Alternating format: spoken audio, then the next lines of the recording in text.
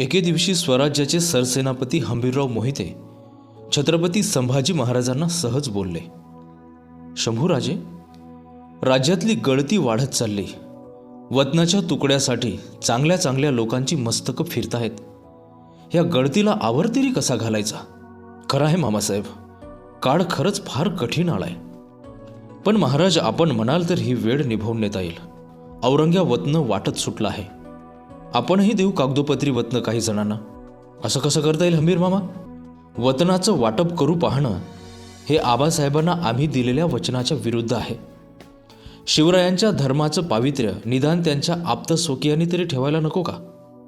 आबासाहेब तर सांगायचे, देवादिकांनाही वतनं देऊ नका, त्यांना भ्रष्ट बनवू नका.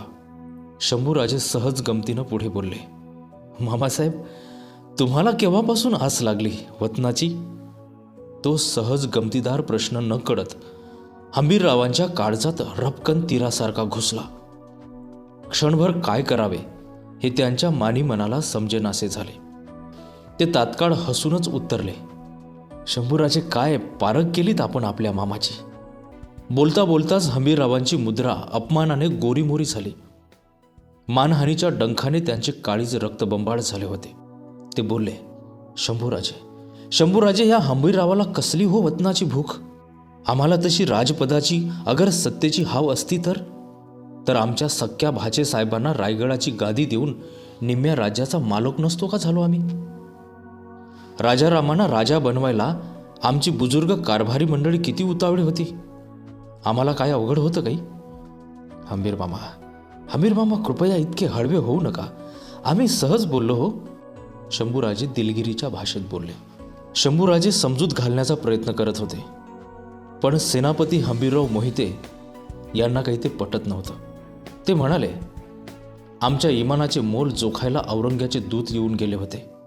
रागापोटी आम्ही त्या सर्वांच्या दाढी मिशा न्हाव्याकडून सपाचट करून त्यांना माघारा हाकलून दिलं होतं. मात्र आज चांगलीच परीक्षा केली हो तुम्ही आमची.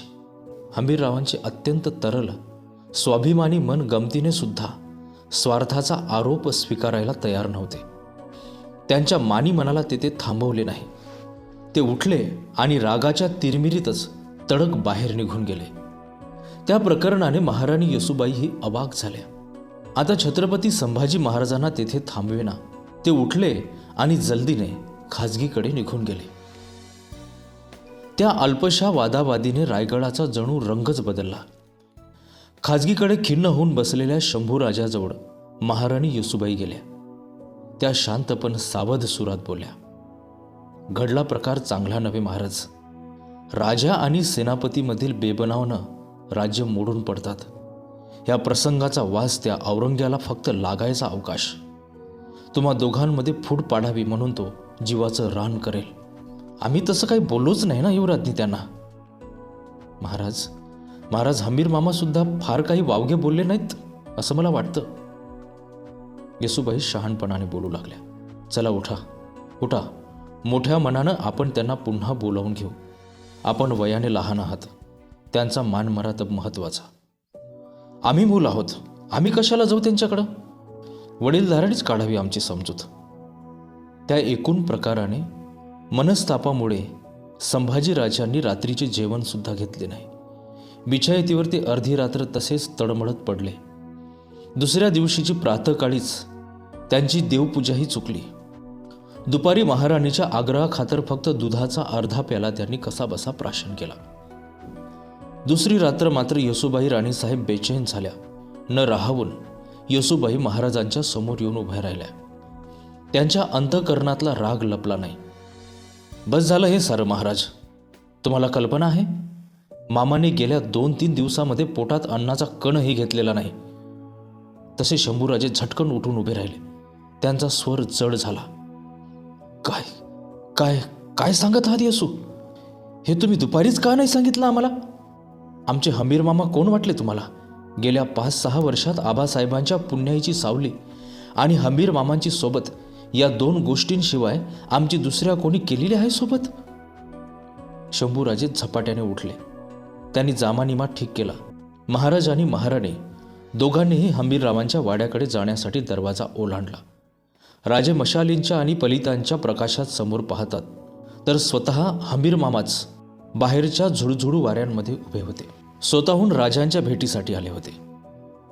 संभाजी महाराजांनी त्यांना प्रश्न करण्यापूर्वीच सत्तरीतले तगड्या शरीर यष्टीचे हंबीर मामा काळजीने बोलले, शंभू बाळ, अहो काय चालवलं ते आपण? गेल्या 2 दिवसात तुम्ही भोजन सुद्धा घेतलं नाही म्हणे. आमचं विसरा मामा, आपण का उपाशी आहात? आम्ही काय पिकलं पान, आमची एवढी काळजी कशाला करता? तुम्हाला मात्र हिंदवी स्वराज्याचं भवितव्य घडवायचं आहे. आम्ही आज आहोत, कदाचित उद्या नसू. शंभूराजे पुढे धावले. ते बोलले, हंबीर मामा असं वाईट नका बोलू. आपल्या नसण्याच्या केवळ कल्पनेनेच आमच्या अंगावर डोंगर कोसळल्याचा भास होतोय. बाहेर थंड वारा वाहत होता. राजवाड्यातल्या कोंदट हवेत परतायला नको असा तो म्हणत होता. मामा आणि भाचा दोघेही पश्चिमेकडे चालत राहिले. काही पावलांजवळच कातीव कडा होता. पलीकडे हिरकणी बुरुंज. तिथेच एका सप्पई शिडेवर दोघे बसले. बाजूच्या पाषाणावर बसलेल्या महाराणी येसूबाई कौतुकाने त्या दोघांच्या आगळ्या मिलाफाकडे पाहत होत्या. तेव्हा हंबीर मामा म्हणाले, आमचे सक्के भाचे आणि जावाई बापू असलेल्या राजारामांना गादीवर बसवावं याकरिता कारभारी मंडळी हट्टाला पेटली होती. आहे माहीत शंभूराजे तुम्हाला? संभाजी महाराजांनी फक्त मामांकडे एकटक पाहिले. महाराज, त्या वादळी दिवसात तुम्हाला शिवाजीचा पुत्र या नात्याने आम्ही बिलकुल सलाम केला नव्हता, तर आमच्या शिवबाच्या स्वप्नाचा सच्चा वारसदार म्हणून या हंबीरची गर्दन तुमच्यापुढे झुकली होती. आपले ते उपकार हे हिंदवी स्वराज्य कदापिही विसरणार नाही हंबीर मामा. परंतु आमच्याकडून काही चुका घडल्या असतील तर माफी असावी मामासाहेब. कसल्या माफीची वेड्या गोष्टी करता शंभूराजे? अहो, हंबीरराव ह्या नावाच्या समशेरीला शिवाजी राजांनी पोलादाच्या उकळत्या भट्टीतून आकार दिला, जडविली तिला. पण ती रणांगणात चौखूर सुटलेल्या घोड्यासारखी नाचली ती मात्र शंभूराजे तुमच्याच काळात. खरं आहे मामासाहेब, खरं आहे आपलं. कुठे बुराणपूर, कुठे मूर्तिजापूर, अकोला, नांदेड, सोलापूर, ते खाली अतनी, विजापूर, कोकणातला हर घाट, हर वाट. ह्या दख्खनमध्ये अशी एखादी तरी नदी नसेल, असा एखादा ओढा नसेल की ज्याचे पाणी हंबीरराव मोहित्यांचा घोडा प्याला नाही. पण हंबीर मामा, अलीकडं खूप दमल्यासारखं होतं का हो तुम्हाला? नाही म्हणजे स्वास्थ्य चांगले नसेल तर आपण काही दिवस थोडी विश्रांती घ्या. लढू नका. आम्हाला फक्त बसून मार्ग दाखवा, आशीर्वाद द्या. हंबीर मामा खडबडून हसत बोलले, काय म्हणालात राजे? आम्हाला लढायचं नसेल तर एखाद्या गवयाला विचारायचं. तुम्ही गात नसाल तर? कसं शक्य आहे व शंभूराजे? शेवटच्या श्वासापर्यंत शिवाजी आणि संभाजीची रणांगणावर निशाणकाठी नाचवण्यासाठी हा हंबीर खंबीर आहे. महाराज आणि महाराणी हंबीर मामांच्या अपूर्व उल्हसित रूपाकडे पाहतच राहिले. मामासाहेब ह्या संभाजीलाही औरंग्याच्या तोफांची अगर ढाली तलवारींची बिलकुल दहशत वाटत नाही. आम्ही घाबरतो तो मात्र एकाच गोष्टीला. हां हंबीर मामा, कधी कधी वाटतं हा मुलूक संत महंतांचा वा बुद्धिवंतांचा नव्हे, लेकरा बाळांच्या नावे वतनाचे कागद करण्यासाठी चटावलेल्या वतनदाराचाच हा देश वाटतो. खरं आहे शंभूराजे तुमचं. दुनियेत काय सर्वत्र मनुष्य मात्रांच्या पोटी पोरबाळ जन्मतात, मात्र आपल्या महाराष्ट्रा एवढे आपल्या बालबच्चांवर, वारसदारांवर एवढी अपार आंधळी माया करणारे लोक जगाच्या पाठीवर शोधूनही सापडायचे नाहीत. शंभूराजे अत्यंत कष्टी झाले. जड अंतःकरणाने विचारू लागले, मग मामासाहेब काय करायचंय? घ्यायचा निर्णय कोणता? स्वराज्याचे लचके तोडून सर्व वतनदारांना खिरापत वाटायचा?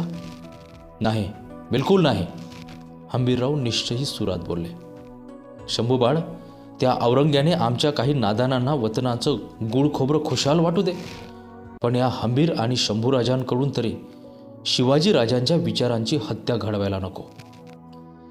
त्या सुखद संवादामध्ये अख्खी रात्र कशी आणि केव्हा सरली हे कळले सुद्धा नाही.